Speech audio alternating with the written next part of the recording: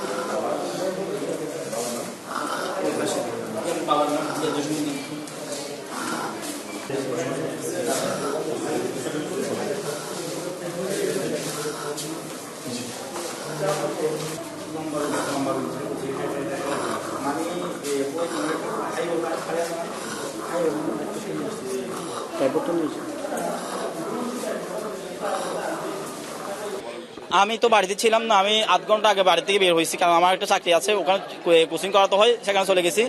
যাওয়ার পর আমি কোচিং করতেছি, কোচিং করার জন্য মানে আমার টাইম হবে আর কি, ক্লাসের টাইম হবে আর কি। আমি অফিসে বসাছিলাম, তখন আমার বাড়ি থেকে আমার বোন ফোন করছে, ভাইয়া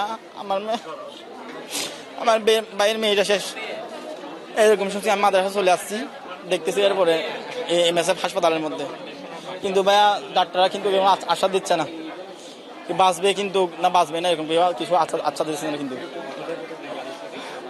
একটা কিন্তু এখানে যেটা যেরকম ওই আমাদের হাদি ভাই গুলি খাইছে যেরকম সেই রকম এখানে এখানে, কিন্তু বুলেটটা ভাই এখন বাইর করতে পারিনি। বাচ্চাটা ছিল ভাই এই রাস্তা বলতে আমাদের মেন এই যে টেকনাফ আসা যাওয়ার একটা রাস্তা ছিল না, কক্সবাজার টেকনাফ রাস্তা, ওখান থেকে বাড়ি যাবার মতো আর কি। মানে ওখান থেকে 2-3 কিলোমিটার আগের থেকে কি করছে বুলেট ছুটছে দেবো, কিন্তু আমাদের বাংলাদেশের সীমানার থেকে কি করছে ওরা বুলেট ছুটছে। কিন্তু আমি শুনছি যে বিডিআরকে লক্ষ্য করে, মানে বিজিবিকে লক্ষ্য করে তারা কি করছে, গুলি করছে। এর আগে দেখছি কিন্তু অনেক বিজিবি ছিল, যারা তখন গুলাগুলি করে বিজিবিরা কি আসে চলে আসে, কিন্তু কোনোদিন তারাও পদক্ষেপ নিচ্ছে সেটাও আমরা দেখি নাই, কিছু বলছে সেটা দেখি নাই। তবে আজকে যারা মায়ানমার সামরিক বাহিনী, মায়ানমার যারা আছে আরসা যারা আছে, তারা যখন গুলি গিয়ে আসতেছে, তখন তাদেরকে আমাদের দেখতেছে, আমাদের প্রশাসনের লোক হতে পারে কিন্তু সিভিল পোশাকে, ওরা কিন্তু তাদেরকে কি করতেছে, হেল্প করতেছে, গাড়ি উড়া দিচ্ছে, কিন্তু তারা গুলি খেয়ে কিন্তু আহত অবস্থায় তারা ছিল কিন্তু।